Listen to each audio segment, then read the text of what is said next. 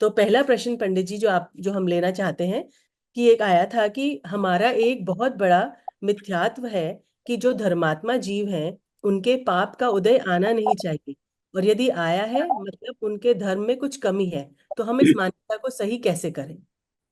बहुत अच्छा प्रश्न है। और ये प्रश्न बहुत लोगों को होता है।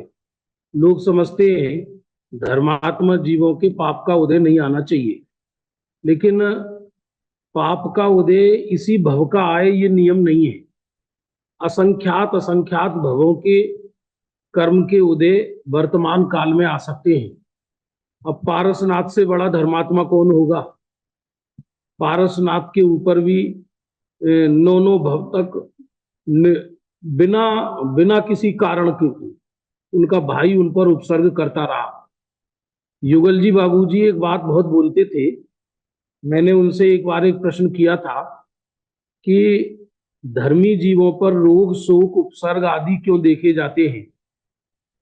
तो उन्होंने ये उत्तर दिया कि जब इस वर्तमान काल में धर्मी जीव स्वर्ग जाएंगे, नरक तो जाएंगे नहीं, और स्वर्ग में पाप की उदीरना नहीं होती, तो जितना पुराना पाप है वो इस वर्तमान में ही उदीरना को प्राप्त होगा। क्योंकि स्वर्ग में पाप की उदीरना नहीं होती और नरक में पुण्य की उदीरना नहीं होती। और एक बात और है कि इस वर्तमान काल में कोई व्यक्ति सीधा धर्म करके पंचम काल में पैदा नहीं होता, विराधना करके ही पंचम काल में पैदा होता है। ये वाली बात रत्नकंठ श्रावकाचार में सदा सुखदास जी ने कही है कि वर्तमान काल में जीव सम्यक दर्शन तो लेकर आता ही नहीं, तथा जिसने पूर्व जन्म में जैन धर्म पालकर पुण्यार्जन किया हो ऐसा जीव भी वर्तमान काल में जन्म नहीं लेता। इसलिए लिहाजा स्पष्ट है कि पूर्व के पाप के उदय आना अवश्यंभावी है, आ सकते हैं। जी।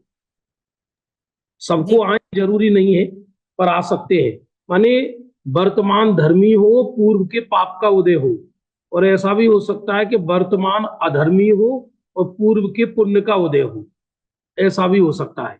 अपन देखते ना, विदेशों में बहुत ऐसी ऐसी कंट्री है जहाँ व्यक्ति नॉनवेज खाता है, और बंगला है, गाड़ियां हैं, और अपार पैसा है।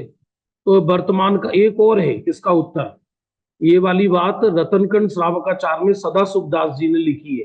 किसी ने उनसे प्रश्न पूछा था कि वर्तमान में अधर्मियों की भी संपदा आदि देखी जाती है। तो उन्होंने कहा कि जिन्होंने पूर्व जन्म में कुपात्र को दान दिया है, जिन्होंने पूर्व जन्म में कुपात्र को दान दिया है, वर्तमान हुंडावसर्पणी काल में जन्म लेकर उनको खोटे नियोगों से धन की प्राप्ति होती है। इसलिए ऐसा संभव है।